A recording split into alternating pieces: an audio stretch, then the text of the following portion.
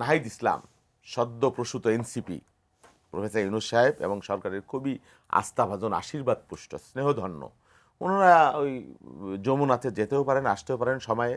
ওনার কাছে উনি ওনার মনের দুঃখ কষ্টে সব কথা খোলাসা করে বলতে পারেন, অন্য রাজনীতিকে বলেন না।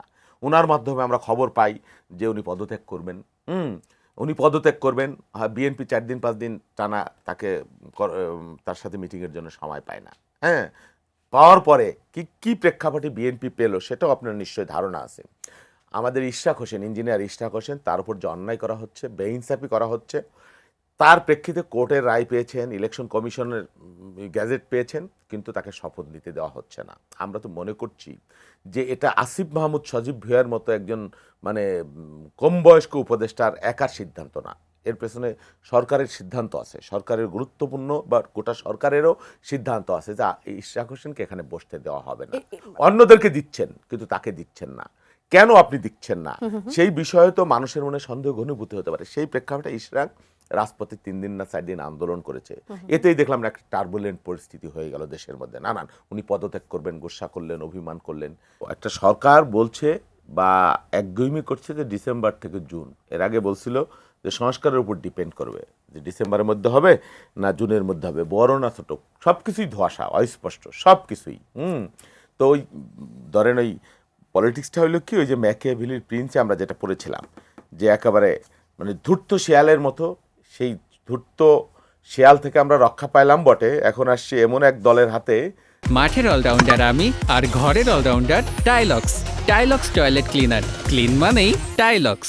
যারা নিজেরাই একটা অনভিজ্ঞ এবং তারা নিজেরাই একটা মানে লেজে গোবরে অবস্থা করে দেশটাকে একটা অনিশ্চিত ভবিষ্যতের দিকে নিয়ে যেতে চায়। আপনি ডিসেম্বরের পরে যে নির্বাচন করবেন, কি কারণে ডিসেম্বরের পরে আপনি যাবেন, যুক্তিটা কি, তত্ত্বটা কি? ইলেকশন কমিশন বলছে তারা নির্বাচনের জন্য প্রস্তুত হতে পারবে যদি সরকার অর্থ দেয়।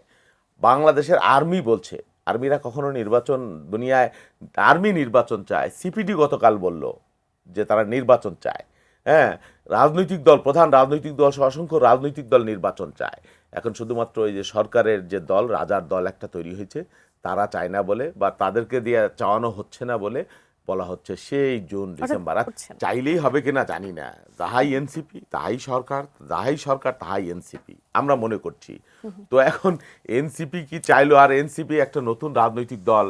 হ্যাঁ, কয়েকদিন আগেও তারা তো আত্মবিশ্লেষণ আত্মসমালোচনা করে না, যদি করতো তাহলে এই এই এই অবস্থা 10 মাস আগে যাদের ডাকে লক্ষ লক্ষ মানুষ, কোটি মানুষ ঢাকায় যাদের পেছনে সমবেত হয়েছিল, তারা এখন ডাকলে 100 লোক আসে না।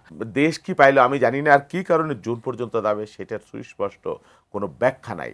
যেমন ব্যাখ্যা নাই আপনার ওই সংস্কার নিয়ে, যেমন ব্যাখ্যা নাই বিচার নিয়ে, যেগুলোর ধোয়া তোলা হচ্ছে, যেগুলোর কারণ দেখানো হচ্ছে, বিষয়গুলো নিয়ে আমরা অ্যানালাইসিস করছি, মানুষও দেখছে, দেখার প্রয়োজন আছে, আপনিও দেখছেন, সবাই দেখছে। তো একটা পর্যায়ে আমার যদি ঠেলতে ঠেলতে ঠেলতে আপনি ওই দেয়ালের কাছে নিয়ে যান, নিশ্চয়ই আমাকে আবার ঘুরে দাঁড়াতে হবে।